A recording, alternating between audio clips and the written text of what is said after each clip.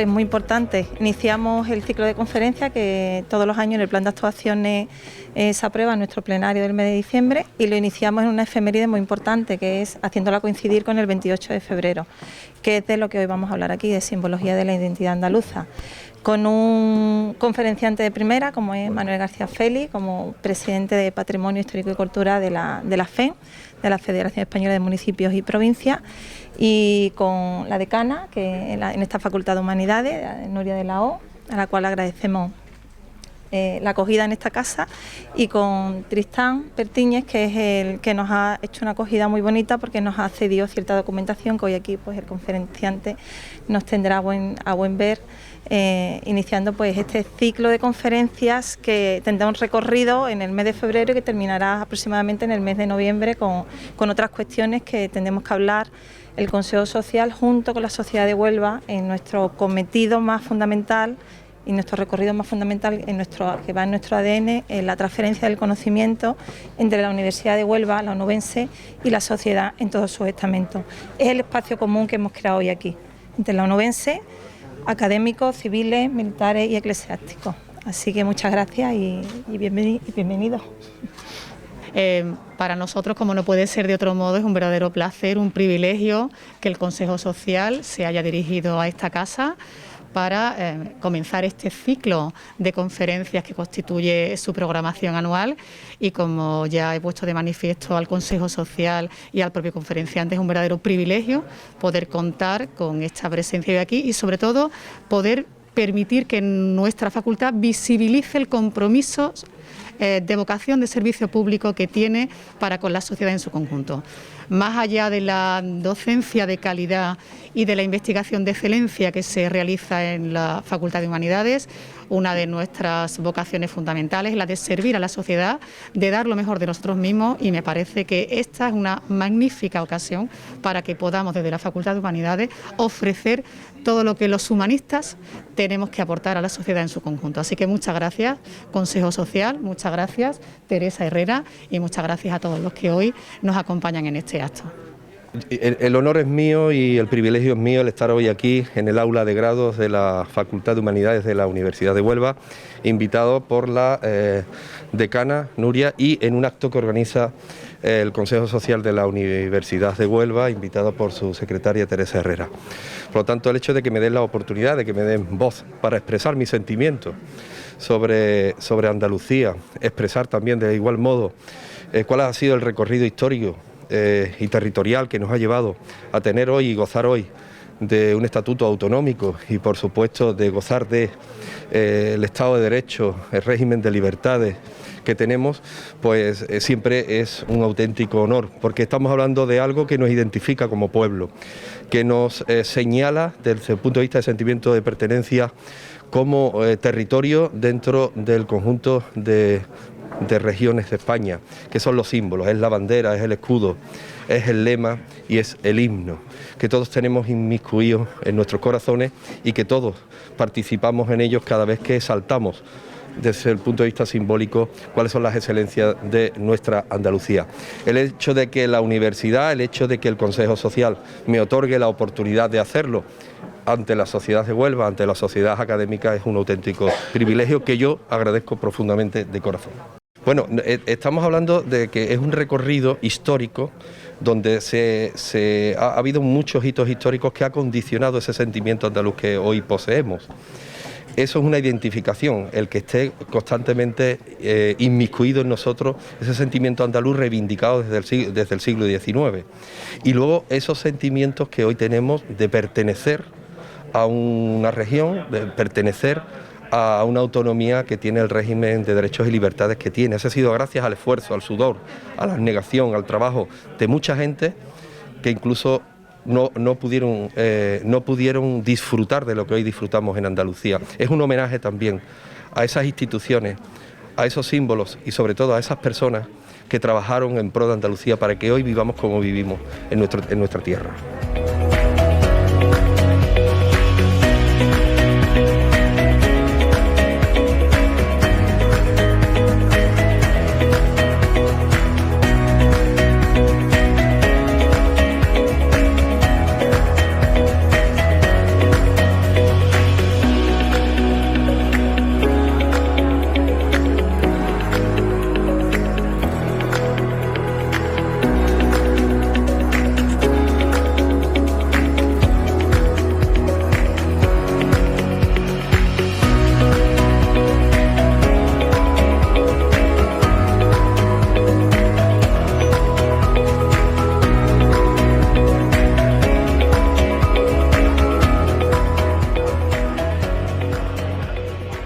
Buenos días o buenas tardes ya.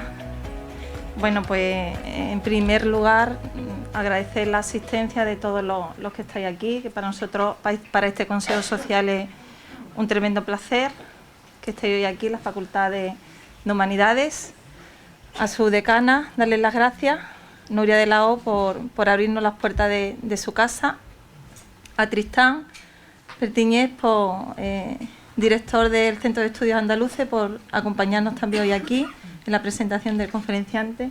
A nuestro conferenciante, Manuel García Félix, en calidad de presidente de Patrimonio Histórico y Cultural de la FEN, y Pepe Correa, delegado de Cultura, Manuela, vicerrectora de Innovación y Empleabilidad, presidenta de Autoridad Portuaria, que tanto ayuda a este consejo, directores de la Junta de Andalucía, del SAS y de Ágapa, señores consejeros del Consejo Social, señor gerente de la universidad, querida Carmen Fonseca, que te estoy viendo por ahí, grupo de investigadores, equipo de canal de esta universidad, Juan José, del Obispado de Universidades, también de aquí de Huelva, alcaldes, concejales, que os estoy viendo por aquí de toda la provincia, Perico, que lo estoy viendo también por ahí, Enrique Pérez, amigos todos los que estáis hoy aquí, que es un tremendo placer teneros aquí hoy en este inicio de ciclo de conferencias que comienza el Consejo Social de la Universidad de Huelva. Es para este consejo un tremendo placer en este aula de grado de la Facultad de Humanidades, en uno de los tantos espacios que nos ofrece este maravilloso campus. Este Consejo Social, en su recorrido y en su camino de seguir extendiendo los brazos en su máxima amplitud, como siempre hace, a toda Huelva y su provincia, hoy lo hace creando de nuevo un espacio común en este aula, donde autoridades, amigos, acompañantes, profesores, investigadores, todos, tanto de la comunidad universitaria como de la sociedad, nos hemos desplazado para compartir una de las más bellas acciones que se puede hacer para la transferencia del conocimiento. Además, haciéndolo de la mano y de la palabra de nuestro invitado, a ofrecernos una conferencia coloquio en una fecha muy cercana y tan importante para todos los aquí presentes, como es la efeméride de nuestro gran día, el 28 de febrero. El Día de Andalucía y de todos los andaluces. No sabemos mejor manera de hacerlo que ofreceros una conferencia de estas características. La conferencia que hoy vamos a escuchar aquí parte del propio plan de actuaciones que este Consejo Social aprueba en el mes de diciembre dentro de su plan de actuaciones en sesión plenaria, y lo hace tal y como marca nuestro propio ADN, nuestra propia genética, que es ante la necesidad constante de la creación de puentes y lazos entre la universidad y la sociedad en todos sus estamentos, en el estamento social, cultural, económico, con todos los brazos extendidos. La conferencia que nos trae hoy nuestro consejero, es consejero también del Consejo Social, Manuel García Félix, pensamos y creemos profundamente que no nos va a dejar indiferentes a ninguno de los aquí presentes, y estamos totalmente convencidos que nos trasladará una nueva visión más clara y más amplia de toda la simbología que anuda desde el principio hasta nuestros días la creación y el porqué de todos estos símbolos. Estamos además convencidos que no hay nada más responsable, y lo hacemos desde este Consejo Social, que transferir todo el legado que nuestros antepasados nos dejaron. Legado tanto material como inmaterial, y no hay nada más bonito que hacerlo de esta manera, compartiendo a través de la palabra, de los gestos, de las imágenes, de los sonidos y sobre todo de las emociones, que seguro Manuel, experto en ella, nos sabrá transmitir de una manera especial. El tiempo previsto para esta conferencia será aproximadamente de unos 40 minutos, y a continuación los asistentes podrán tomar un turno de palabra, si lo creen conveniente, una ronda de preguntas al señor conferenciante. Rogamos que para el disfrute de la misma, si es verdad, que apaguen los móviles, que os concentréis de una manera consciente, que creo que será más apropiado para todos. Y reiterar las gracias de nuevo por vuestra asistencia, con el mayor de los deseos, que sea totalmente de vuestro agrado. Así, sin más, pues tiene la palabra la decana de la Facultad de Humanidades, Nuria de la O. Vidal.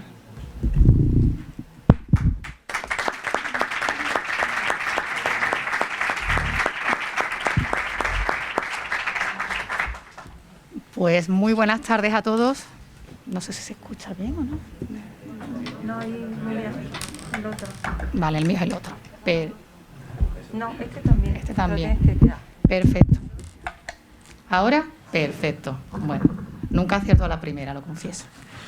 Bueno, buenas tardes, como decía, autoridades académicas, señora vicerrectora de Innovación y Empleabilidad, señor gerente, señores vicedecanos, señores directores de los centros de investigación de la facultad, señores directores de departamento, de las cátedras, claustro de profesores, distinguidos colegas, autoridades civiles, señores delegados territoriales y directores de la Junta de Andalucía, de la Autoridad Portuaria, señores consejeros del Consejo Social, señores alcaldes y concejales de la provincia, espero no dejarme a nadie por detrás y si lo hago me disculpan, autoridades eclesiásticas, representación del Obispado, del Consejo de Hermandades, medios de comunicación, señoras y señores, amigos todos.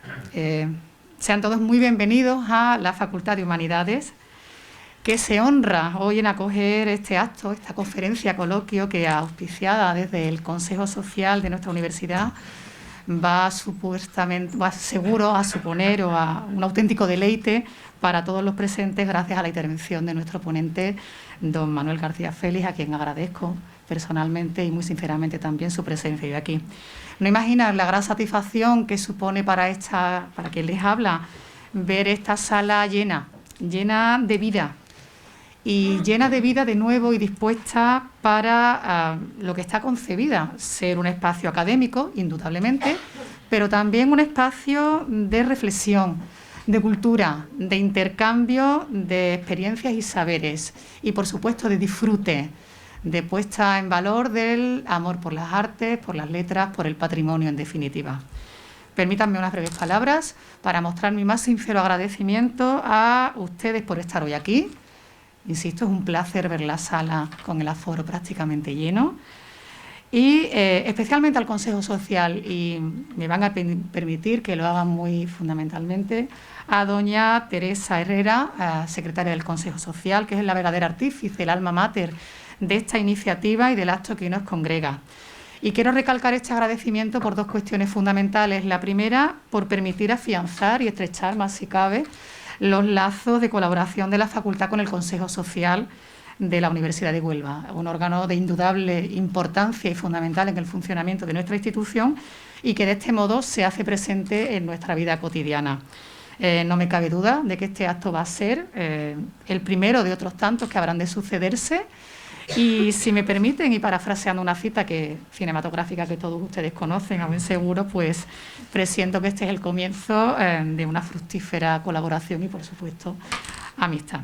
Y, en segundo lugar, por permitir que la Facultad de Humanidades cumpla con uno de sus leitmotiv fundamentales, más allá de la indudable calidad docente que se oferta y se ofrece en sus aulas, más allá de la extraordinaria y de excelencia labor investigadora que llevan a cabo su cuerpo docente, su profesorado, y que no es otro que su compromiso social.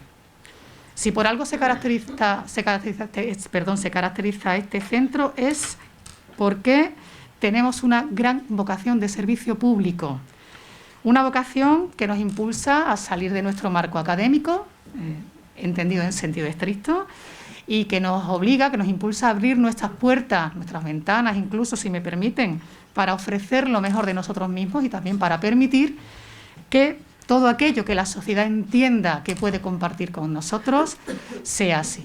Visibilizar todo aquello que los humanistas podemos y debemos aportar a la sociedad es, sin duda, una gran responsabilidad que asumimos con enorme satisfacción y placer en este centro, y que gracias al Consejo Social hoy podemos poner de manifiesto y de relieve a través de este acto. No quisiera extenderme más. Hoy el protagonismo, sin duda, lo asume la simbología de la identidad andaluza, nuestro ponente, don Manuel García Félix, y, cómo no, don Tristán Pertíñez Blasco, director de la Fundación de Estudios Andaluces, que introducirá la intervención y a quien también quiero agradecer su amabilidad, su tiempo en acudir hoy a nuestro centro y, sobre todo, agradecerle las potenciales y oportunidades de colaboración que vamos a establecer posiblemente y a buen seguro a partir de ahora entre nuestras respectivas instituciones. Muchas gracias a todos y en nombre de los que constituimos la Facultad de Humanidades, que disfruten de este acto. Muchísimas gracias.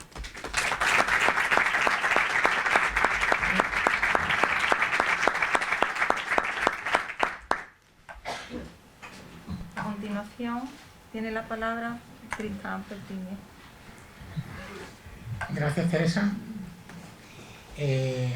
Bueno, ante todo agradecer al Consejo de la Universidad de Huelva y en particular a Teresa Herrera su invitación a la decana de la Facultad de Humanidades, donde me siento, en toda la Facultad de Humanidades me siento como en casa por la acogida, y sobre todo a Manuel García Feli, de verdad, por pensar en mí para presentarte en esta conferencia.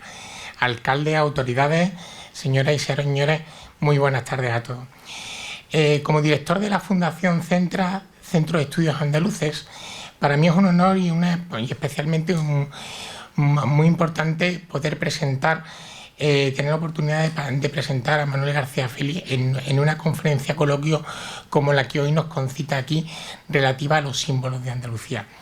Especialmente honrado porque como director de la Fundación nosotros tenemos el cometido de la gestión, el cuidado y la custodia y conservación del Museo de la Autonomía de Andalucía, que como ustedes me imagino que sabrán, está entre las localidades de Coria del Río y La Puebla del Río, en Sevilla, donde también precisamente se ubica allí, porque está también la casa de Blas Infante. Se trata de un espacio particularmente emblemático porque es patrimonio de todos los andaluces, testigo de la trayectoria vital e intelectual de Blas Infante, pero que también tanto su decoración como su arquitectura revelan desde un primer momento las múltiples inquietudes artísticas y culturales que tenía Blas Infante y de las que obviamente es tradición en Andalucía. Pero además el Museo de la Autonomía de Andalucía se custodian los símbolos originales de Andalucía. Ahí tenemos la bandera, tenemos el escudo y el facsímil también del original del himno de Andalucía, del que posteriormente nos hablará Manuel García Feli. Cada mañana cuando vamos a trabajar a la oficina tengo la oportunidad de ver esa bandera histórica que fue cosida por la mujer de Blas Infante, María Angustia García Parias, usando la tela que Infante adquirió en uno de sus viajes y que fue aprobada por la Asamblea de Ronda en el 18. También tengo la oportunidad de ver el escudo original que estaba en el dintel de la casa de Blas Infante. Y bueno, lo más importante es que nuestros símbolos representan un paseo por nuestra historia, en la pasada, la presente y sin duda la futura. Me siento especialmente honrado también porque como granadino afincado en Sevilla, pero que ha pasado momentos inolvidables de su vida aquí en las sierras y en las playas de Huelva, pues estar presente en este acto con un paisano vuestro, con un onubense de La Palma del Condado, con Manuel García Feli, pues para mí es todo un lujo y un honor. Un vistazo rápido por la extensa formación académica de Manuel García Feli ya te dice muchas cosas de su carácter, de su manera de ser. Su grado en Ingeniería de la Edificación por la Universidad de Camilo José Cela de Madrid, su grado de Arquitectura Técnica en la sección de Ejecución de Obras por la Escuela de Arquitectura Técnica de la Universidad de Sevilla, nos hablan de su firmeza en sus convicciones y de la rectitud de sus actos. Pero además, su máster oficial en Fundamentos Humanísticos para profesionales por la Universidad Pablo Olavide de Sevilla, su grado especialista en Inteligencia Emocional, Programación Neurolingüística y Oratoria por la Escuela Europea de Oratoria de Madrid, o su alta dirección de instituciones sociales por el Instituto San Telmo de Sevilla, o el programa, por ejemplo, también ejecutivo de liderazgo y gestión pública avanzada y administración local y autonómica de la Escuela de Organización Industrial de Madrid, sin duda te habla de lo importante que son para él las personas, sus conciudadanos, el cómo se da a los demás y se entrega al 100% en todo lo que hace. Su compromiso para con la sociedad es absoluto. Pero si su trayectoria académica es importante, su trayectoria profesional no da lugar a dudas de su compromiso y su interés por su capacidad pedagógica e interés por la educación como herramienta para mejorar la sociedad, tal y como promulgaban también un ilustre palmero, el abogado, juez, pero sobre todo pedagogo, que dedicó buena parte de su vida a enseñar a los niños pobres, Manuel Suirot, y el propio Blas Infante, de quien este año precisamente también se cumplen 100 años de su llegada como notario a Isla Cristina, donde nacerían además 3 de sus 4 hijos.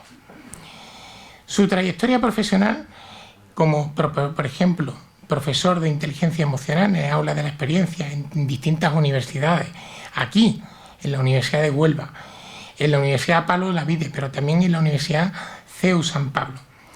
Es profesor de inteligencia social de la Fundación Valentín de Madariaga en Sevilla. Es además también profesor de inteligencia emocional en el programa 10 de Pearsall Consultores en Sevilla. Y además, Manuel García Feli acumula una gran experiencia en direcciones facultativas de obras de grandes promociones de viviendas y edificios a lo largo de más de 14 años. Pero además tiene una faceta divulgadora y ha publicado distintas obras, como por ejemplo el libro titulado El Rincón de los Leones, donde recopila más de 50 artículos publicados a lo largo de 30 años en periódicos, revistas y boletines locales y nacionales. Ha publicado también una novela, La Última Distinción, y sobre filosofía urbanística de La Palma del Condado. Libros relacionados con la historia, el arte, las costumbres o la religiosidad popular, como por ejemplo Pregones de Semana Santa o de Nuestra Señora de la Palma.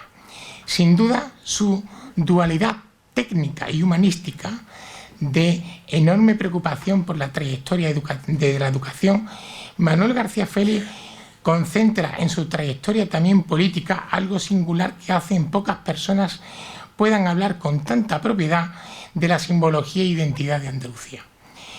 Y es que del mismo modo que los símbolos de Andalucía, como comentaba anteriormente, son un reflejo del crisol de culturas que han sido claves para Andalucía, y Blas Infante se preocupó de la importancia de que los andaluces tuviéramos organizaciones administrativas y políticas, tanto andaluzas como supranacionales, Manuel ha pasado o está en responsabilidades que tienen que ver con todos los niveles de la administración.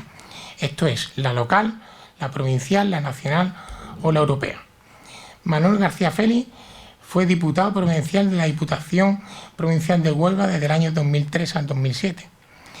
Desde el 2014 es alcalde de La Palma del Condado, al cual llegó después de ser 19 años teniente alcalde y concejal de urbanismo de este mismo ayuntamiento, el de su pueblo, de La Palma del Condado. A nivel andaluz, es miembro del Comité Ejecutivo de la Federación Andaluza de Municipios y Provincias, y a nivel nacional es presidente de la Comisión de Patronato Histórico, Cultural y Nacional de la Federación Española de Municipios y Provincias. Pero es que también a nivel europeo es miembro del Comité Europeo de las Regiones por España en el Parlamento de la Unión Europea. Me atrevo a decir que no menos importante es que es también vicepresidente de ACEVIN, la Red Española de Ciudades del Vino, algo que tanta importancia tiene en Huelva y en particular en Andalucía en general. Además de ser, obviamente, como ya se ha comentado aquí, consejero del Consejo Social de la Universidad de Huelva. No me extiendo más. Querido Manuel, muchas gracias, amigo, por permitirme hacer esta modesta presentación tuya.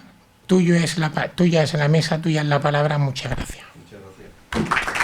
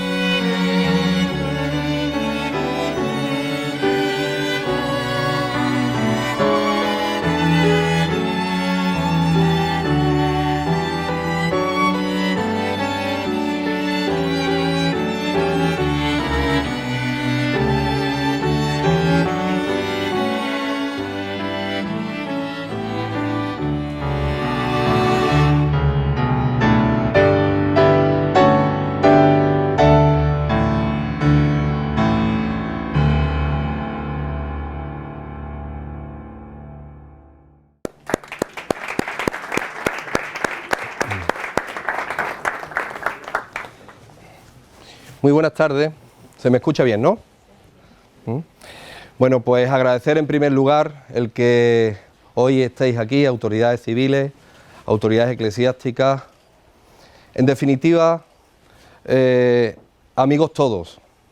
Agradecer, en definitiva, pues al Consejo Social de la Universidad, Teresa Herrera, la organización de este acto, a la Facultad de Humanidades, Nuria, su decana, pues el que nos acoja en esta casa, a Tristán, por sus palabras, salidas de su corazón, salidas de sus sentimientos y de la amistad que nos une, más que porque yo las merezca. Y para mí es un privilegio absoluto el estar aquí, en la universidad, y estar aquí en esta aula de grados, pero sobre todo que estéis vosotros. Que bueno, en este sentido demostráis pues esa inquietud por esto que vamos a hablar hoy y también la amistad. Para mí es muy importante en la vida.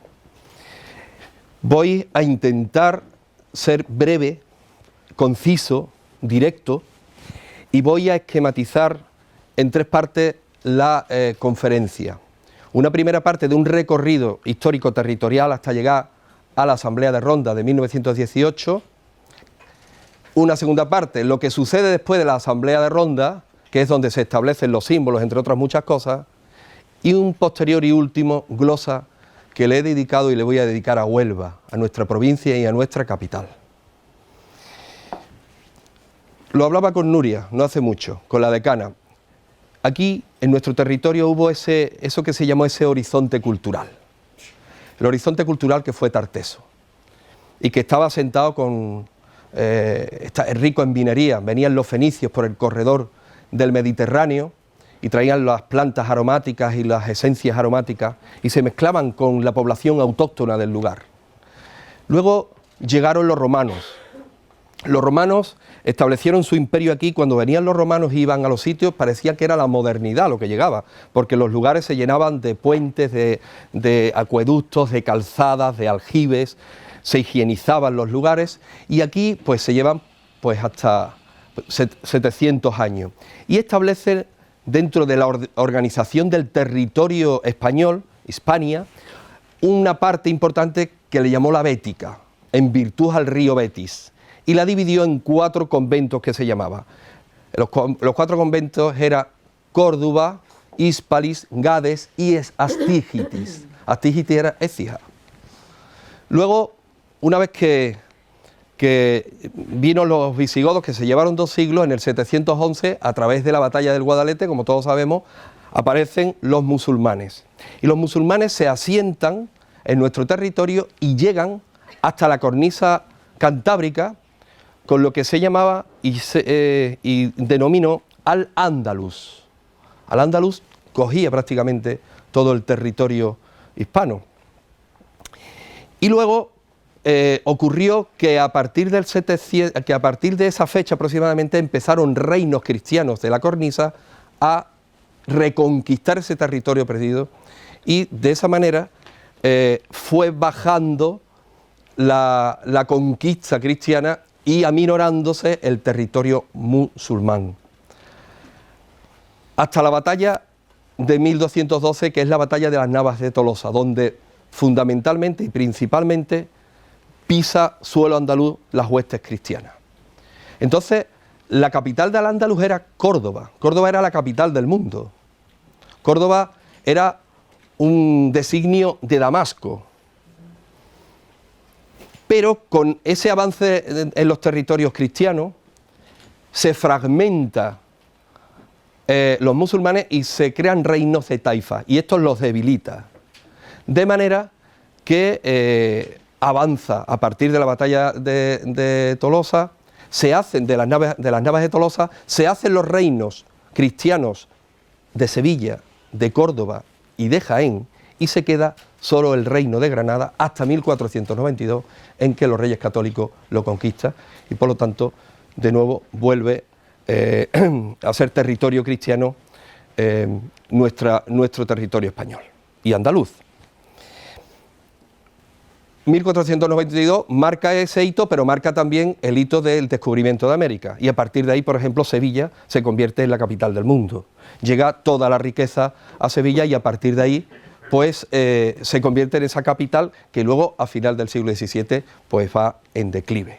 En el siglo XVIII habría que decir que hay un hecho muy fundamental, que es la sucesión de la dinastía en la corona, que es cuando, de 1700 a 1713, es esa disputa entre los Borbones y los Austrias, que ganan los Borbones y se establece con Felipe V de Anjou la corona. Ahí ya hay unos avances, por ejemplo, Cataluña apoya ahí a los Austrias y ahí se ve quizás que haya una identidad que no está en connivencia con lo que el Estado español en ese sentido apoyaba a la corona Borbón.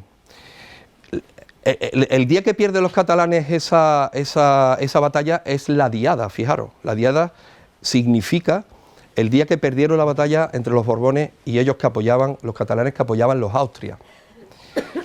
El siglo XIX es un siglo fundamental de cara al estudiar el concepto, el sentimiento y la ideación de Andalucía. Porque en 1812 se hace la Constitución de Cádiz, la Pepa, y en 1833 muere Fernando VII con la abolición de la ley sálica, deja a su hija, que era menor de edad, reina de España, y en su regencia María Cristina. Esto provoca algo que a lo largo del siglo XIX generó muchísimos conflictos en España, que son las guerras carlistas, porque hubieron mucha gente que apoyaron a Carlos Isidro de Borbón, y esto significó que España entraba en un conflicto entre liberales y carlistas. La primera señal de movimiento andalucista por mantener la identidad que hay en el siglo XIX es en 1835 en Andújar. La Junta Suprema de Andújar, que es un movimiento de junteros en contra de la reina regente, con la identidad andaluza por delante.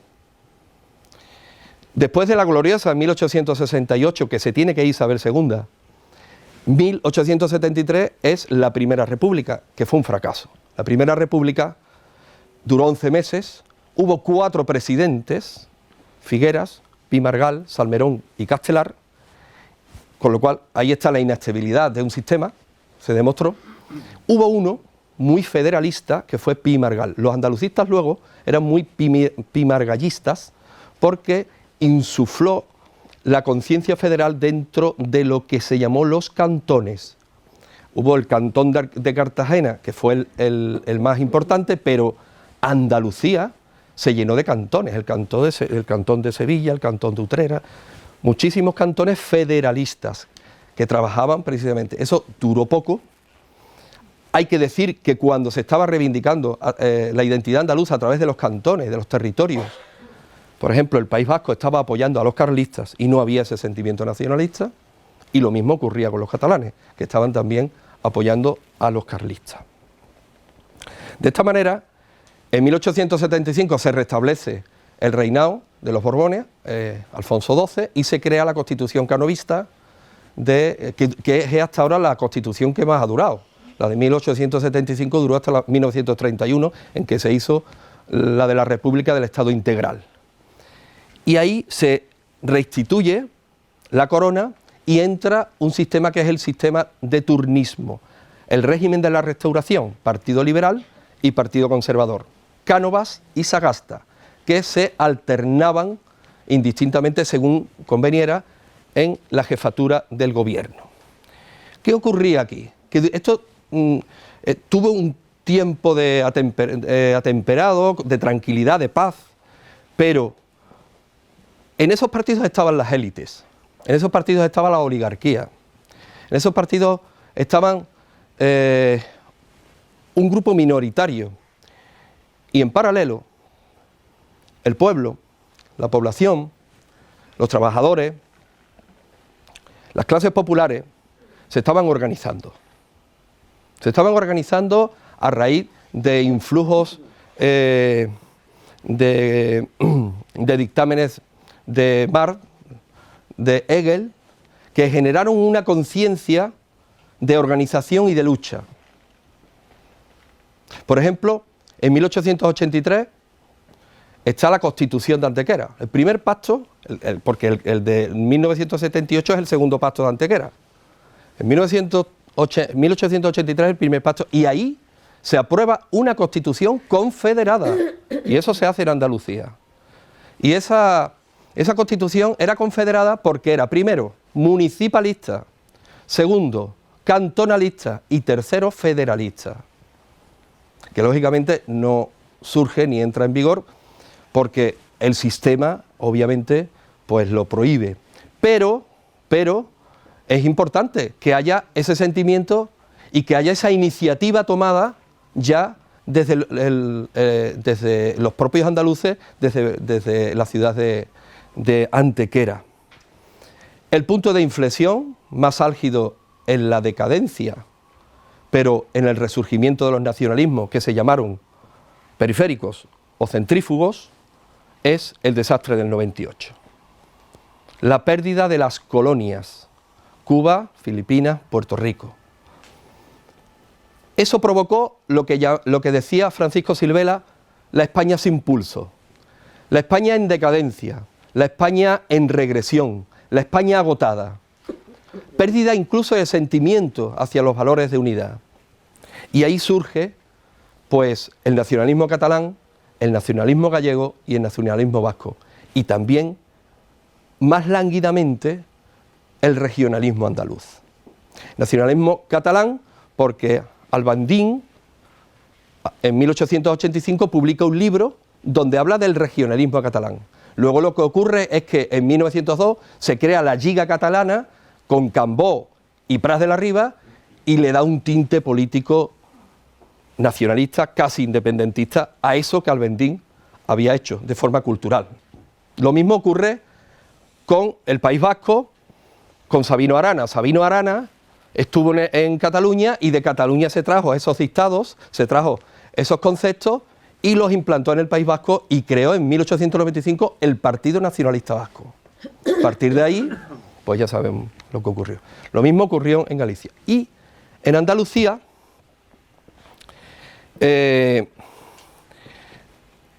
lo que se provoca es que esa conciencia de decadencia y de declive en cuanto a lo nacional, como consecuencia de la decepción de las colonias del 98, de la pérdida de las colonias, entre otras cosas, como punto de inflexión, hay una corriente que se llama el regeneracionismo. El regeneracionismo. El regeneracionismo es una corriente transversal, política, social, religiosa, económica, muy transversal, pero que fundamentalmente yo destaco dos partes, una religiosa y otra política o laica. La religiosa está muy basada en la encíclica Rerum Novarum de 1890 de León XIII, la doctrina social de la Iglesia. La Iglesia se da cuenta que se estaba desconectando de las clases populares y tenía que hacer un gesto para identificarse con lo que realmente es el origen del cristianismo. Y crea la encíclica Rerum Novarum, que la sigue mucha gente. La encíclica, gracias a la encíclica Rerum Novarum de la justicia social de la Iglesia, a nuestro don Manuel González, párroco de San Pedro en Huelva. Era uno de los máximos exponentes de la encíclica. El padre Tarín, el cardenal Spínola y uno que me toca el corazón, Manuel Ciuró. Manuel Ciuró es el paradigma del regeneracionismo católico. Él crea sus escuelas del Sagrado Corazón y enseña, maestro de los niños pobres. Ha pasado, como ha dicho Tristán, ha pasado a la historia precisamente por eso, ¿no? Pero luego hay ese regeneracionismo laico, basado en el krausismo, basado en el darwinismo, basado en el positivismo, y que lo introduce en España Francisco Giner de los Ríos, el Aristóteles español, como le decía Ortega y Gasset. Y lo introduce Giner de los Ríos. El krausismo quería europeizar España, pero tenía como base fundamental la educación. La gente tenía que recibir educación. Por eso Manuel Ciuró. Por eso Manuel Ciuró se compromete tan definitivamente con las clases vulnerables que no podían estudiar. Y por eso se hacen las escuelas en ese periodo. La educación, la despensa y 7 cerrojos al sepulcro del Cid. Decía Joaquín Costa. Que Joaquín Costa fue el que introduce el krausismo, el regeneracionismo en España. Por iniciativa de Giner de los Ríos, que funda la Institución Libre de Enseñanza en Madrid, que es un modelo de enseñanza único en Europa, único. Y lo hace Giner de los Ríos en Madrid a través de la Institución Libre de Enseñanza. En este krausismo, en este regeneracionismo, aparece Blas Infante. Blas Infante nació en 1885 en Casares, un pueblo cerca de las estribaciones serranas de Ronda, de Málaga. Él era de una familia acomodada. Su padre era el secretario del juzgado de Casares. Su abuelo fue 30 años alcalde de Casares. Y él, pues tuvo una juventud feliz, lo cuenta, pero cuando se va a estudiar a Archidona, a los Escolapios, se va a estudiar el bachillerato, él ve que hay mucho desequilibrio en la sociedad. Él está en un colegio que le cuesta caro a sus padres, 500 pesetas al mes costaba. Pero ¿qué ocurría con esto? Los que estaban internados le pagaban a las clases vulnerables y desfavorecidas la jiropa. La jiropa. Era una sopa con carne, una comida que le daban los escolapios a las familias de Archidona. Y eso lo ve él. Y ahí es donde él empieza a sensibilizarse por las clases menos pudientes y más desfavorecidas, siendo él que era de clase media alta. Luego él hace la carrera en Granada, la hace a distancia con unas notas impresionantes, oposita a notaría, y él un año antes incluso de poder ejercer su profesión, la ley decía que hasta que no se tuviera 25 años no se podía ejercer la notaría, un año antes ya él es notario. Y lo destinan a Cantillana, un pueblo de Sevilla. ¿Y qué ocurre aquí? Pues que él se lleva un año sin trabajar porque no podía, pero el Estado le pagaba el dinero. Un sueldo, Tristán, corrígeme, que podía equivaler a 12.000 euros al mes hoy. Fijaros. Él está en Cantillana, y en Cantillana él ve una realidad distinta. Ve la realidad obrera, porque estamos hablando de pueblos como Peñaflor, Lora del Río, Cantillana. Él está allí y conoce a Pedro Ballina, que era médico que después ejerce una influencia en él importante en la masonería, después hablaremos de este tema, y él pega un paso importante de cara a su crecimiento como propuesta, como padre de la patria andaluza, que luego la Junta de Andalucía lo dice de esta manera, cuando va al Ateneo de Sevilla. El Ateneo de Sevilla, que entonces era el centro cultural que había fundado en 1887 Sales y Ferré, un catedrático que lo habían expulsado de la Universidad Central de Madrid por ser krausista, igual que a Giner de los Ríos, pues él funda el Ateneo de Sevilla y ahí es donde se cuece intelectualmente la sociedad y donde se hacen las grandes propuestas académicas, las grandes propuestas idearias, las grandes propuestas filosóficas, donde es el caldo de cultivo del krausismo, es el caldo de cultivo del positivismo y es el caldo de cultivo del georgismo, que es lo que es Blas Infante, georgista. Henry George es una filosofía donde solamente se graba el valor de la tierra y no la rentabilidad de la tierra.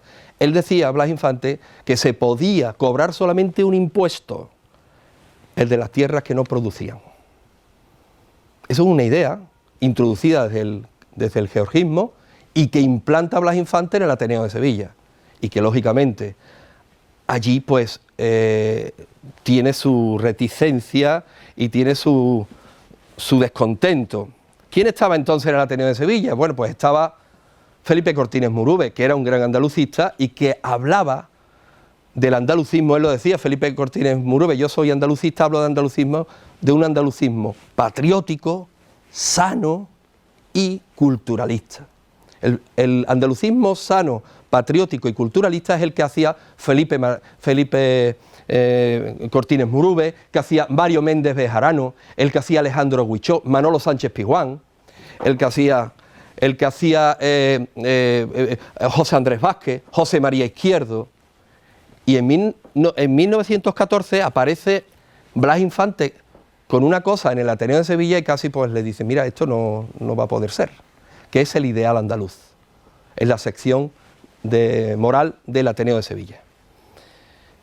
¿Qué hace? Él en 1915 lo publica, que es el primer hito importante, la publicación del ideal andaluz. En 1915 él lo publica por sí solo y empieza a distribuirlo por todo el mundo. Pero ya el Ateneo de Sevilla no se identifica con lo que Blas Infante aquí está diciendo, ni esos autores anteriores que hemos dicho. Sí es verdad que él tira de gente y gente que se compromete con la causa. El ideal andaluz, que empieza con una tabla masónica, fundamentalmente es un libro muy extenso, pero un libro rico en su contenido. Voy a destacar dos cosas: la condena que hace Blas Infante al caciquismo y la condena que hace Blas Infante al latifundismo. El caciquismo, que él dice que se puede solucionar desde el municipalismo, una idea krausista de Joaquín Costa, o sea, la revolución desde abajo hacia arriba, y el latifundismo, que se puede solucionar con la idea georgista, es decir, con la mejor distribución de la propiedad de la tierra. Lógicamente esto causa un choque frontal absoluto en la sociedad cultural sevillana del momento. Ese es el primer hito. El primer hito es la publicación del ideal andaluz. El segundo, la fundación en octubre de 1916 de los centros regionalistas andaluces. Los centros regionalistas andaluces son centros que defienden la unidad del Estado desde la diversidad para crear la identidad andaluza. Eso lo dice Blas Infante. Donde se tiene un sentimiento humanista y una solidaridad interregional. Todo eso se promulga en los centros andaluces. Toda Andalucía se llenó de centros andaluces, en Huelva había uno, hay documentación que lo demuestra. El único lugar donde parece ser que no hubo centro andaluz fue en Almería. Pero los centros andaluces empiezan a andar de esta manera. El tercer hito y fundamental, donde se cenicita el acta fundacional del andalucismo, es la Asamblea de Ronda en el Casino de Ronda en 1918, del 12 al 14 de enero. Ahí veis a Blas Infante en el centro y el escudo de Andalucía detrás. ¿Qué se establece en Ronda? En Ronda se establece primero el ideario andaluz filosófico en base al libro de Blas Infante, Ideal Andaluz. Segundo, se establece una agenda de reivindicaciones y tercero, se fijan los símbolos de la identidad andaluza. ¿Cuáles son los símbolos? La bandera, el escudo y el lema. Todavía el himno no. El himno hasta 1933. La bandera, el escudo y el lema. El lema, para sí, para España y la humanidad, era el lema de los centros regionalistas andaluces, que lo coge como lema y lo incorpora al escudo. Y el cuarto hito es el manifiesto de Córdoba de 1919, donde se da un pasito más, se establece y se estudia la problemática agraria, el problema de la tierra, y se le da una solución desde las teorías de Joaquín Costa y Henry George. Primer símbolo, la bandera. La bandera se establece en Ronda, en la Asamblea, y hay varias propuestas de bandera. hay hasta 10 propuestas de bandera, con colores verdes, con colores blancos, con colores negros, con colores rojos. Se quita el negro porque hay quien dice, en el acta está, que se publicaron por la revista Andalucía, que el negro tiene connotaciones anarquistas. El rojo otro tipo de connotaciones y se quita. Y se deja el verde y blanco, es decir, una franja verde horizontal, una intermedia blanca y una final también horizontal de la misma longitud las tres. Y podíamos decir, el verde y blanco, bueno, algo literario, ¿no? Los campos de Andalucía, la paz, las casas blancas, eso es muy literario y seguramente tiene esa connotación también. Pero según José Luis Ortiz de Lanzagorta, en la dinastía omeya, la más importante de Córdoba cuando el periodo musulmán, el verde era el color que convocaba a los creyentes y el blanco el color que convocaba para el parlamento, para parlamentar. Es decir, significaría la bandera de Andalucía convocar a los creyentes para parlamentar. Y la asamblea de Ronda, ¿en qué se inspira? Se inspira en varias cuestiones. Se inspira en esto. Esto es un pendón, es un estandarte, el estandarte de Col, que está en el Museo Provincial de Huesca. Y esto se le incauta en el siglo XI, se le incauta a las huestes musulmanas. Ahí está ya el verde y blanco. Y está también pues, una grafía de tipo árabe. Esta bandera ondeó en la Giralda en 1195, porque los ejércitos musulmanes le ganó la batalla en el castillo de Alarcos, cerca de Ciudad Real, a las huestes cristianas. Y con motivo de esa victoria llevaban esa bandera verde y blanca y se ondeó en la mezquita Aljama, en el almirar de la mezquita Aljama de Sevilla, que era la Giralda. Fijaros que está la bandera verde y blanca, pero en oblicuo están.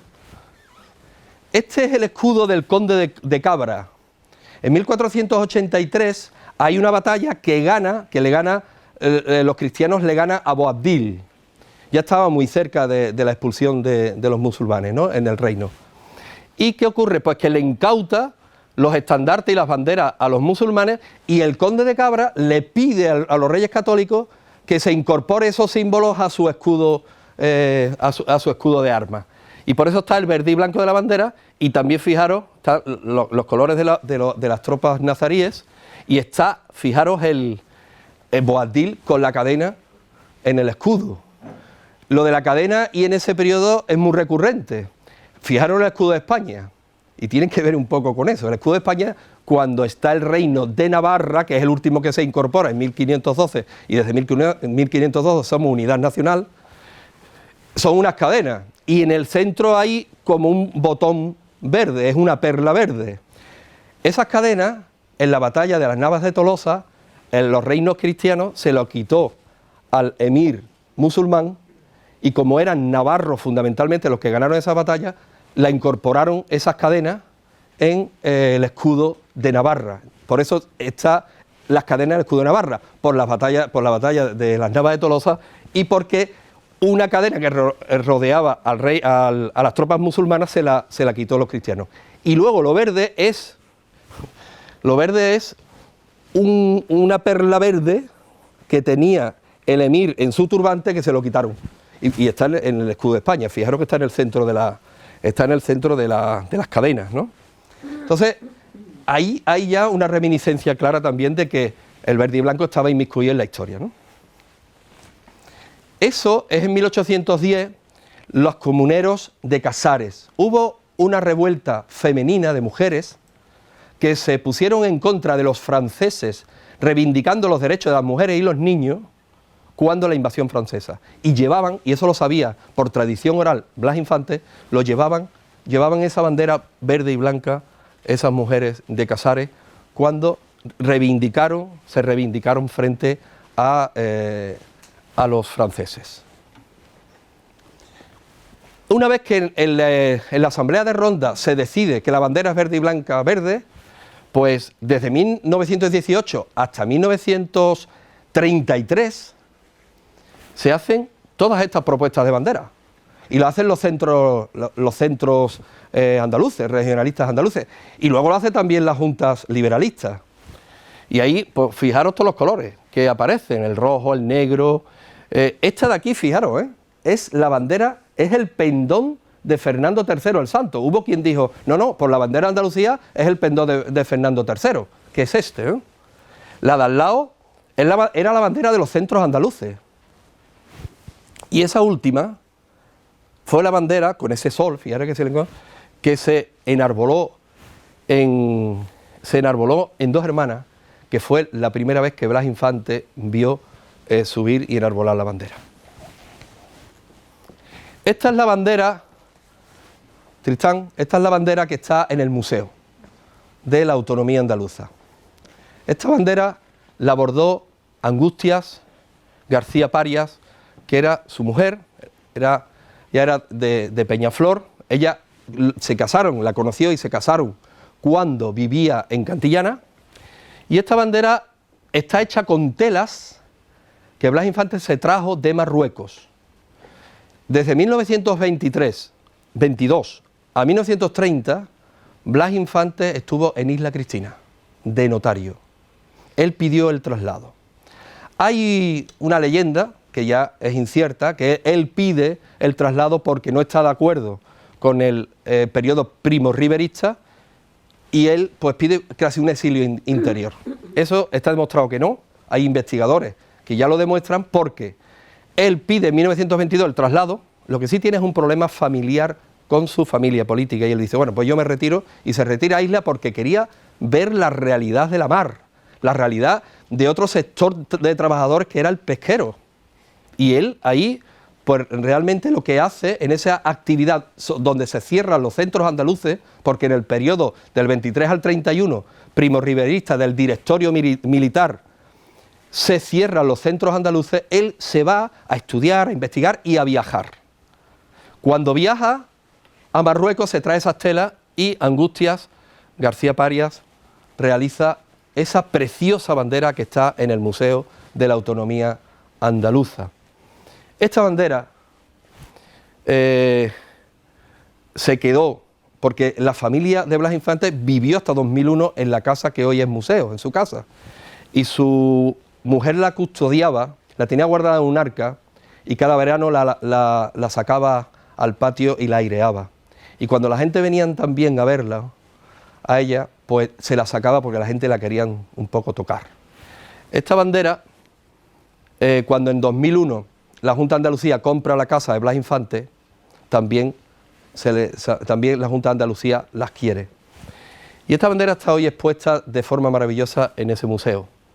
Entre otras cosas también fue la bandera que cubrió el féretro de Juan Álvarez Osorio cuando murió, un gran andalucista de las juntas liberalistas que murió en el año 83.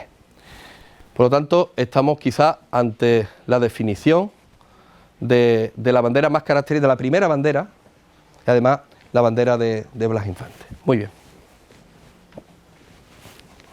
La izada de la bandera. La primera izada de la bandera fue... Las banderas oficialmente no se izaban y en algunos centros andaluces se hacían. Parece ser, pero no está documentado, que en la Exposición Iberoamericana del 29 estuvo ondeando una bandera. Parece ser. Pero la primera izada de bandera fue en el Diputación Provincial de Sevilla, siendo Hermenegildo Casas el presidente de la Diputación. Y fue el 30 de octubre de 1932.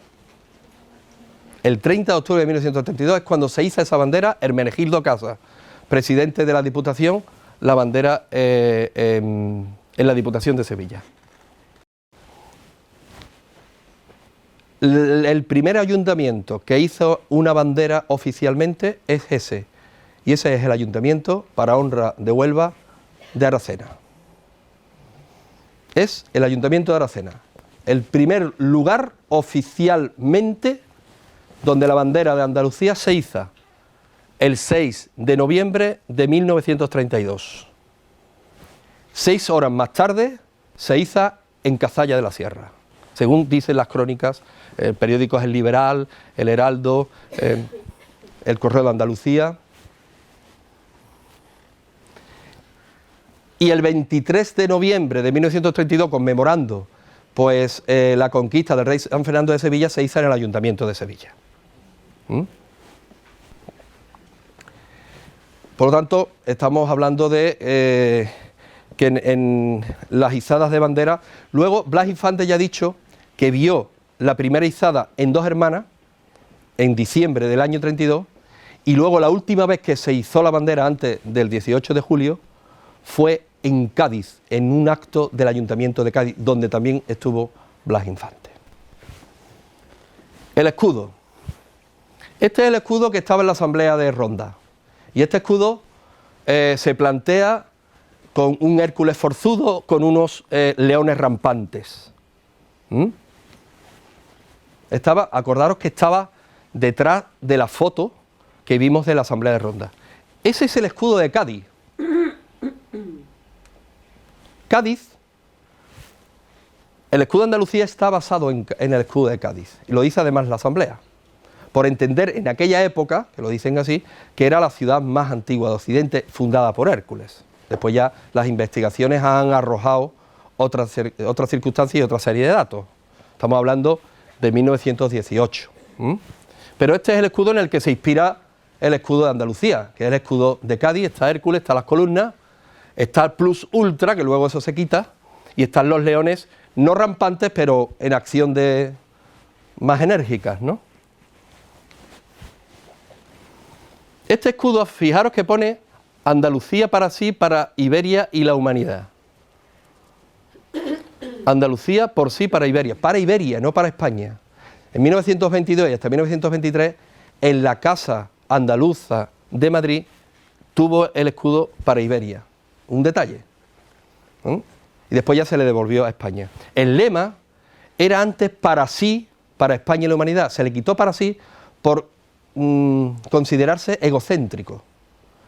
Y se puso por sí, pues porque sí, pues porque tenemos historia, porque tenemos cultura, porque tenemos raigambre por sí, por España y por la humanidad, porque no solamente nos quedamos en un territorio andaluz, seguimos para arriba y nos debemos a la humanización y nos debemos a la humanidad. La cultura andaluza es extensa, no es limitante. Eso es lo que un poco quiere decir el lema. En 1934, Oneleiter, en la Diputación de Sevilla, Oneleiter, que era un pintor gaditano que hizo el famoso, que está Tony y Fabián, dos grandes cofrades de Huelva, hizo el repertorio de nazarenos de Sevilla, Oneleiter, el famoso, este pintor, y se publicó en el cartel de las fiestas de Sevilla de primavera y aparece el escudo de Andalucía. Se pega un pasito más, ¿no? ¿Qué ocurre? Que luego, cuando en 1977 se decide por los presidentes de las diputaciones y luego en el pacto de Antequera el escudo de Andalucía, hay gente que dice que hay que hacer un nuevo escudo. Y estas son las propuestas del nuevo escudo. Son escudos distintos, o sea que no se considera el que había dibujado el pintor de Coria y el ceramista en 1931, se considera estos, pero se desestiman.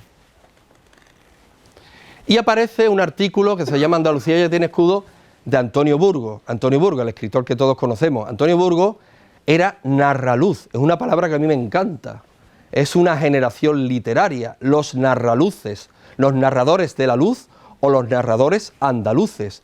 Y que mucha gente discute en su autoría como generación literaria porque entre el primero y el último hay 43 años y se acotan las generaciones literarias no solo en la tendencia literaria sino también en edades, como pasó con la generación del 27, con la del 98. Por cierto, la del 98 le hizo mucho daño en ese sentido también a ese sentimiento de decadencia española, y había autores como Pío Baroja o el propio Ortega que en cuanto a lo andaluz pues no lo consideraba de forma muy precisa, ¿no? Entonces, aquí estos narraluces reivindican, pues eso, ¿no? Que tenemos sentimiento de pertenencia, tenemos identidad, somos gente que tenemos y hemos heredado un escudo. Y ahí lo dice, este es el escudo de Andalucía. Y lo dice en ese artículo en Antonio Burgos. Narraluces eran, pues, Carlos Muñiz, José Luis Ortiz de Lanzagorta, Alfonso Grosso, Manuel Barrio y Antonio Burgos. Este es el escudo que está arriba del dintel de la puerta de la casa de Coria de Blas Infante. Es un escudo que él manda a dibujar en 1931 y que se lo hace un ceramista en 1932. Ese escudo está hoy en el museo y hay una reproducción en el dintel de la puerta. Ahí está Andalucía por sí para España y la humanidad, ya hemos dicho el lema, la significación, la amplitud, la apertura de brazos que tiene el lema, pero fijaros que ahí hay varias cuestiones en el escudo de Andalucía, que por supuesto está inspirado, ya digo, en el de Cádiz, pero ahí hay un Hércules joven, no es un Hércules forzudo, un Hércules joven, la eterna juventud, la energía, la creación, la nueva Andalucía, la nueva Andalucía. Ese Hércules es el mitológico, tiene un mensaje metafísico. Ese es el Hércules dominador de la conciencia del mundo. Es el Hércules símbolo divino del hombre consciente de significación y de fin. Es el que, desde la conciencia y la sabiduría, apacigua a los seres indomables de la humanidad, que son los leones que aparecen, fijaros, aparecen anestesiados. La conciencia y la sabiduría vence a los seres indomables, a las fuerzas indomables. Ese es el sentido que tiene, un sentido claramente metafísico, trascendente. Es el semidios, Hércules, de la mitología griega, de la mitología tartésica, de la mitología grecolatina. Es el dios que tiene dos hazañas, la de Prometeo, que le da la vida, y la del Averno, y luego volver de la tierra, que es, entro en juego con la muerte y luego vuelvo a la vida. La resurrección de Andalucía, la nueva Andalucía, que intenta decir en ese escudo que es la Andalucía del regeneracionismo, lo que hablábamos al principio, reflejado perfectamente en el escudo que propone Blas Infante a partir de la idea metafísica del Hércules semidios y del Hércules mitológico. Pero además ahí, que ahora ya no lo tiene, porque ahora está, el escudo actual oficial tiene la piel del león sobre Hércules y sobre la cabeza. Ahí tiene la tiara de los iniciados, un claro símbolo masónico. Y después están las columnas jónicas. Está claro que en los capiteles las volutas generan esa columna. ¿Qué significa esto? En la casa de Blas Infante, de Coria, al principio hay un pasillo que es el pasillo iniciático, oscuro, y luego se abre la casa y aparece la luz, de la oscuridad a la luz. Es un rito masónico. Luego, las puertas son de dinteles bajos, porque hay que inclinarse en cada paso de la puerta, eso significa humildad, también otro rito masónico. ¿Quién incorpora a la masonería Blas Infante? Pedro Ballina, que lo conoce en Cantillana. ¿Y dónde se promulga más? En Isla Cristina. Él está demostrado porque desaparecieron muchos documentos de él en la masonería, pero algo hay. Él da una conferencia en la logia masónica Redención de Ayamonte, Alberto. En la logia masónica Redención de Ayamonte da una conferencia el 9 de agosto de 1925. Y él ya pertenecía a la de Isis y Osiris del rito egipcio. Y luego perteneció a la de Fermín Galán. Con lo cual estaba muy inmiscuido en ese tema. Y le incorpora al emblema de Andalucía, le incorpora esos elementos. Las columnas jónicas, precisamente esas volutas, sin basa, significa que cada logia se crea con 12 columnas. Y las columnas jónicas es la sabiduría. La sabiduría y la conciencia y el dominio sobre lo indomado. Ya queda poco. Yo quiero que escuchéis una cosa.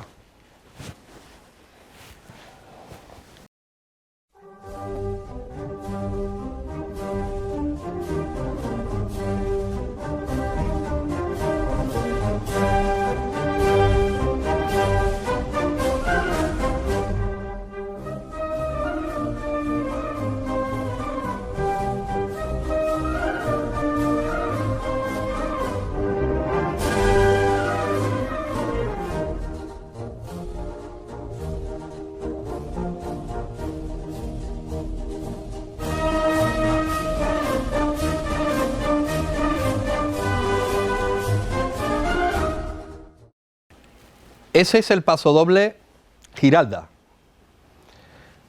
Hasta 1933 fue el himno de Andalucía. La bandera que hemos visto que se hizo en 1932 en Aracena, en Cazalla, en el Ayuntamiento de Sevilla, en la Diputación, se hizo bajo los sones de ese himno. E incluso se estudió la posibilidad de sacarle una letra a ese himno. Lo que pasa es que luego ocurrió esto.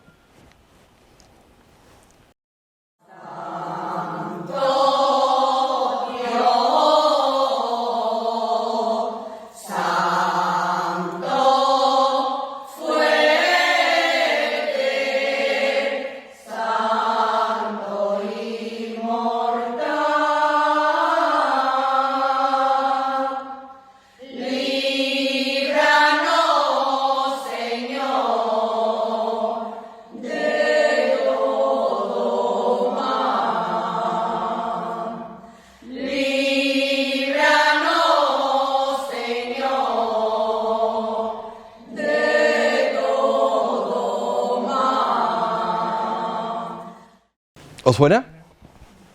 Es el himno de Andalucía, ¿no? Pues el canto del Santo Dios, en el que está inspirado el himno de Andalucía. El himno de Andalucía es una música de los trabajadores, de los labriegos, de las personas del campo desde el siglo XIX. Que Blas Infante lo escucha en Archidona, porque los escolapios la cantaban.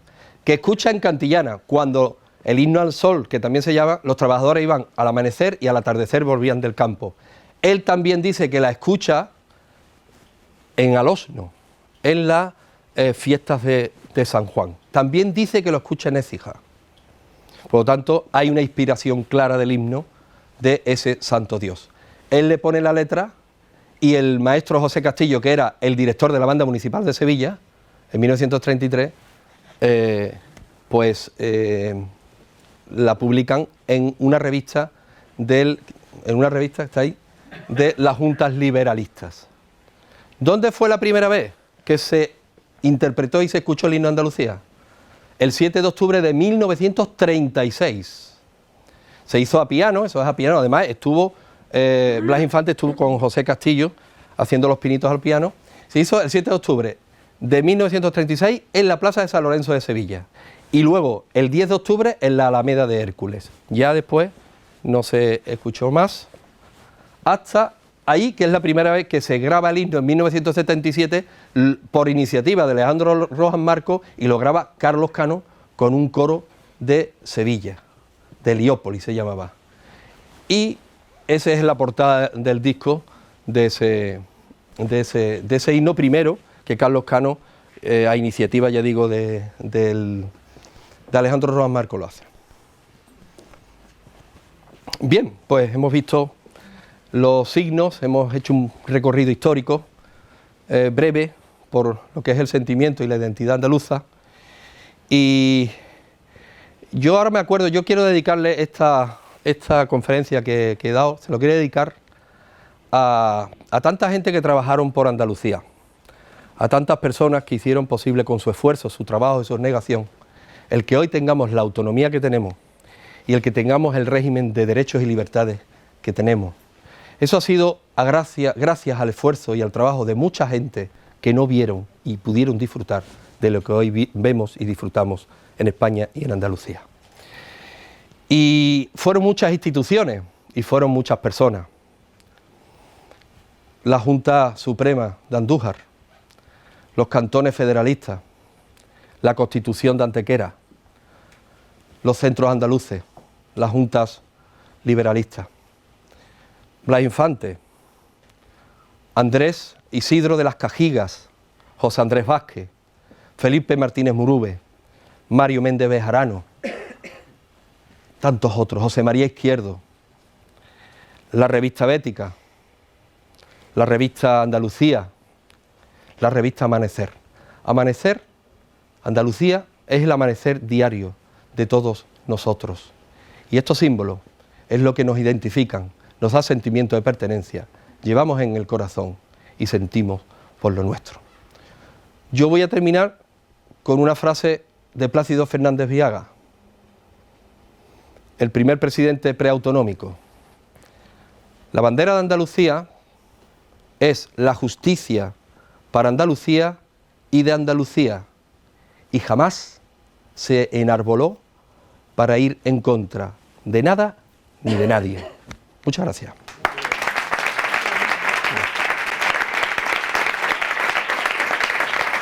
Gracias. Un momentito, 2 minutos, espérate. Muy bien. ¿Bien? Bueno. Muchísimas gracias, de verdad. Muchísimas gracias por vuestra atención, de verdad. Yo voy a terminar, si queréis luego hacerme una pregunta, pero voy a terminar 3 minutitos solo con una glosa a Huelva. Le quiero dedicar esto a Huelva, a mi ciudad y a mi provincia, porque creo que es una manera de conmemorar este 40 aniversario de la autonomía andaluza que se celebra este año, porque en el 82 fue las primeras Cortes Constituyentes andaluzas. Vamos allá. Pintemos un cielo para la provincia de la luz.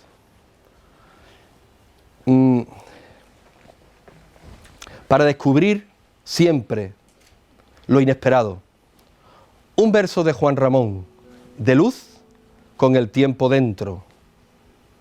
Platero, vamos al camino de los hornos a ver las carretas que vienen del Rocío, y la carreta de Huelva por la Matilla, y la de emigrantes por Tres Rayas, y la de San Juan del Puerto por el arroyo de la Cañada, la de Isla Cristina por Gato, y mi carreta de mi hermandad de La Palma por las arenas del Camino de los Llanos, y las arenas de las playas de la Costa de la Luz, y las arenas de Doñana, donde está el Palacio de los Condes de Huelva, que era el mismo que el que estaba en lo alto de San Pedro, los Medinasidonia, y nada tenía que ver con el Marqués de Ayamonte, que abanderó y enarboló la revuelta independentista en el siglo XVII sobre la arena de Andalucía.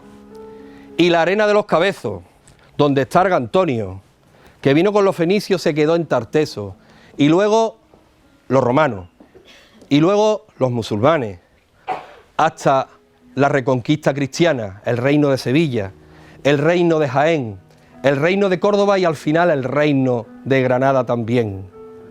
Jesús Nazareno, en la mañana del Viernes Santo, de vuelta cerca de Pescadería, con olor a aguardientes del Alhorno y a calentito, y los padres con sus hijos en los hombros, para que no se le pierda detalle al Nazareno, y el arco de la estrella, que no es estrella de la mañana, sino estrella de nuestras almas, y que se llama Virgen de la Cinta, y que está en el humilladero del Conquero, y que con su cinta de amores anuda a la de Montemayor, a la de los Milagros, a la de las Angustias, a la de la Bella, a la de Coronada, a tantas vírgenes que son emoción mariana de nuestra tierra.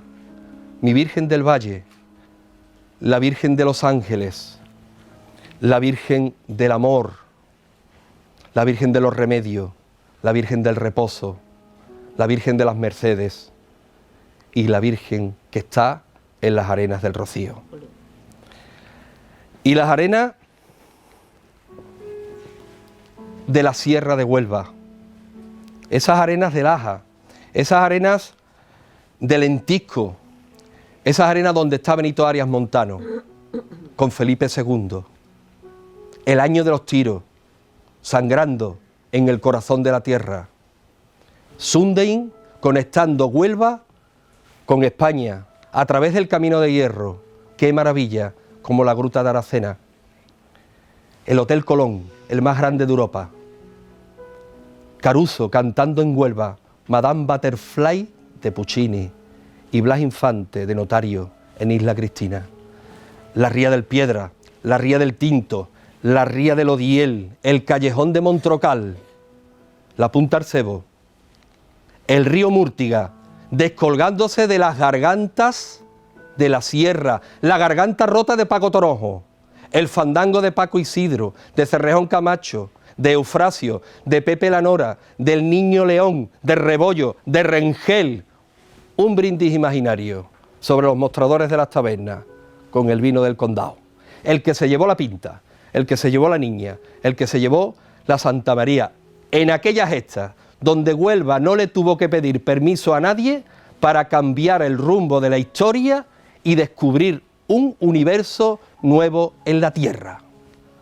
Un maestrito para cada maestro, o un maestro para cada maestrito, que se llama Manuel Ciuró y viene de la Mayor de San Pedro, de hablar con don Manuel González y de fundar las escuelas del Sagrado Corazón, y mármol para el escultor Antonio Pinto Soldán, madera de cedro para Sebastián Santos, un lienzo para los pinceles quietos de Daniel Vázquez Díaz y unos versos emborronados de Muñoz y Pavón hechos seguidilla. La Virgen del Rocío no es obra humana que bajó de los cielos una mañana. Y la heroína Marimarco y Zenobia Camprubí y Miss Whitney y la poetisa María Luisa Muñoz de Vargas. Blanca y azul es la bandera de Huelva, como dice la sevillana y como la camiseta del Recreativo, que aquí se fundó el fútbol.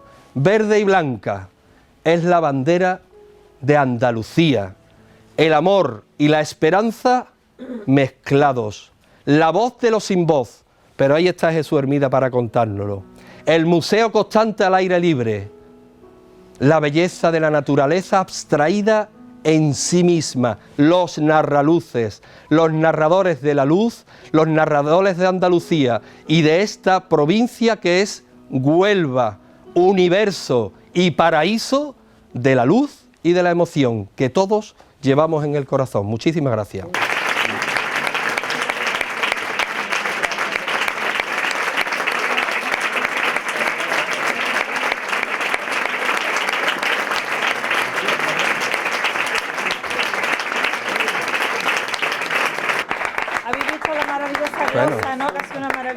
Muchísimas gracias, Manuel, por estar hoy aquí en esta facultad. Y bueno, y este consejo sí quería hacerle un pequeño regalo a Manuel para que se lo llevara en su corazón, que es la glosa que nos acaba de recitar con la bandera de Andalucía. Ah, que la habéis escrito. Sí. Que nosotros Oye, qué detallazo, ¿eh? La glosa escrita, ¿eh? Qué detallazo. Qué puntazo, muchas gracias. Muchísimas gracias, ¿eh? Muchas gracias, muchas gracias. Gracias a ti. Muchísimas gracias. ¿No hay ninguna pregunta para...? Sí, Antonio. Antonio. Oye, que sigo admirado de ti, compañero, de amigo y alcalde, y permíteme que me lleve esa glosa que has dicho. Sí, sí. No esa, sino una réplica de este autor. O sea que enhorabuena. No, y nada. Nos ha enseñado muchas cosas. Yo estoy muy orgulloso de haber estado aquí hoy, gracias al Consejo Social y gracias a la Universidad, a Tristán, al Centro Andaluz de Investigaciones y el Museo de Blas Infante, y que estéis aquí, de verdad. Yo os tengo en mi corazón y para mí es muy importante que me sienta respaldado, porque yo me he sentido muy a gusto, me he sentido en mi casa. Me he sentido hablando con todos vosotros pues de forma maravillosa. Gracias por la atención. me he quedado impresionado, ¿eh? Muchísimas gracias por la atención que habéis demostrado, que habéis puesto, y porque esto es muy importante también de cara pues a poder manifestar lo que uno siente, ¿no? Que pues, estos son sentimientos, fundamentalmente, ¿no? Si no hay sentimientos es muy difícil que las cosas se hagan, ¿no? Porque eso es lo que nos lleva a actuar, los sentimientos.